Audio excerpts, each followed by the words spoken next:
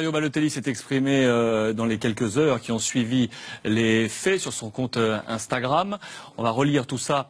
On vous avait proposé ces différentes séquences dans les émissions Bein Sport. Est-ce normal que les supporters de Bastia fassent des cris de singe pendant tout le match sans que personne de la commission de discipline ne dise rien? Le racisme est donc légal en France, pour l'interrogation, ou seulement Bastia?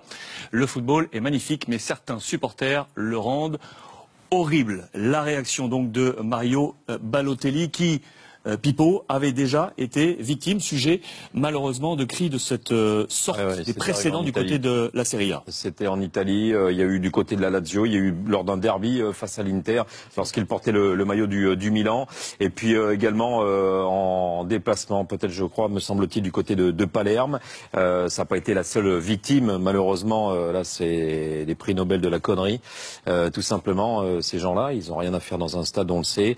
Maintenant, Balotelli, c'est quelqu'un de costaud aussi, hein, vous pouvez en parler peut-être mieux que tout le monde, même si vous êtes touché humainement, il sait que voilà, il faut réagir. Par contre, moi je suis un petit peu d'accord avec ce qu'il dit, et c'est toujours ce gros dilemme quand il y a ce genre d'idiot à faire des cris de singe, c'est qu'à un moment donné, je pense que si tout le monde prend voilà, ses clics et ses claques et tout le monde rentre directement au vestiaire, pas seulement un joueur ou deux joueurs, comme on avait pu le voir d'ailleurs en Italie, l'arbitre peut aller sanctionner, maintenant il faut arrêter ces bêtises-là, à un moment donné, tout le monde doit rentrer. On doit prendre, je pense, des dispositions pour dire stop, quoi.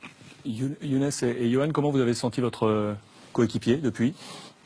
On n'a pas vu depuis le match parce qu'on n'était pas là. Mais ouais, il faut pas banaliser ces choses-là. Là, on a les images, on a les caméras qui ciblent les gens. On voit toute la tribune derrière, mais c'est pas tout le monde. On voit les visages, on voit les personnes. Il faut les interdire de stade et ça servira de leçon. Ouais, c'est des images qu'on ne devrait pas voir. C'est vraiment dommage qu'une minorité comme ça va pénaliser le club de Bastia et les autres supporters qui viennent tranquillement voir leur équipe. C'est vraiment dommage et surtout qu'en plus quand Onyang marque, je pense pas que les supporters bastiais aient continué à faire ses cris contre son joueur. Il y a eu de vives réactions. C'est arrivé par le passé Dan. qu'ils fassent ça avec un joueur de Bastia. Hein, là, on les voit, ils rigolent, ils sont plus là à s'amuser, se rendent même pas compte de la portée de leur connerie, en fait. Et malheureusement, je dirais que moi, les dirigeants bastiais doivent faire quelque chose, parce que il me semble que ça fait quand même pas mal de temps qu'il y a quelques supporters qui ternissent l'image du public qui est bon à Bastia. Il y a un bon public, mais il y a une frange de supporters qui est là pour s'amuser et pour foutre le bordel. Donc, il faut qu'ils réagissent, comme nous disait Younes. Je pense qu'on a les images. Ceux qui profèrent ces cris de singe, ils ne doivent plus mettre le pied au stade. Et là, comme ça montre aux autres qu'on ne peut pas faire n'importe quoi dans un stade et qu'on doit respecter les joueurs et qu'on n'a pas sa place dans un stade. D'autant que là, on va voir les conséquences. C'est le club qui va payer. Comme il y a quelques années, ils ont joué plusieurs matchs sur le continent. Et ce sont les autres abonnés qui en pâtissent. C'est le club de Bastia qui en pâtit. Donc il faut être dur avec ces gens-là. Moi je trouve que les dirigeants ne sont pas assez durs avec cette frange-là, qui connaissent et qui continuent à rentrer dans le stade. Moi je pense qu'il y a une prise de conscience à avoir.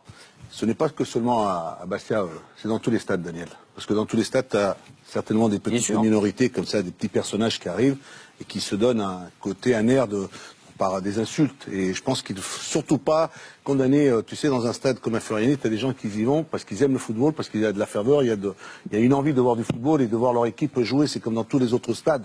Et malheureusement, tu as des petits éléments. Ouais, mais il faut lutter contre ça, Louis. Oui, mais je suis d'accord avec toi. Ça, ce n'est que de la responsabilité des dirigeants. Voilà. À eux de prendre les décisions. Voilà, à eux de regarder, d'observer. Pas que seulement qu'à Bastia. Dans tous les stades. Il y a eu Metz, on a eu des problèmes. On en aura dans d'autres stades. Il faut couper à cela. Il faut quand même prendre les responsabilités, les sanctions. C'est pas facile. Hein. Je sais que Saint-Étienne aussi a des problèmes avec les fumigènes, tout ça. Presque tous les clubs ont ce problème avec un petit groupe de supporters qui est pas facile à gérer, mais il faut prendre le taureau par les cornes, il faut être courageux, il faut avoir du courage, mais il faut que ces gens-là n'aient plus accès au stade. Il y a aussi au niveau de la justice aussi. Parce qu'au niveau de la justice, on est en France quand même, un pays de droit, et des propos comme ça aussi au niveau de la justice, il devrait y avoir aussi des plaintes. Sachez d'ailleurs que la LICRA a saisi la justice à l'encontre du club de Bastia et de la Ligue de football professionnel. Affaire à suivre, bien entendu. On vous tiendra informé de tout ça et notamment sur la surface et le site de beansport.fr.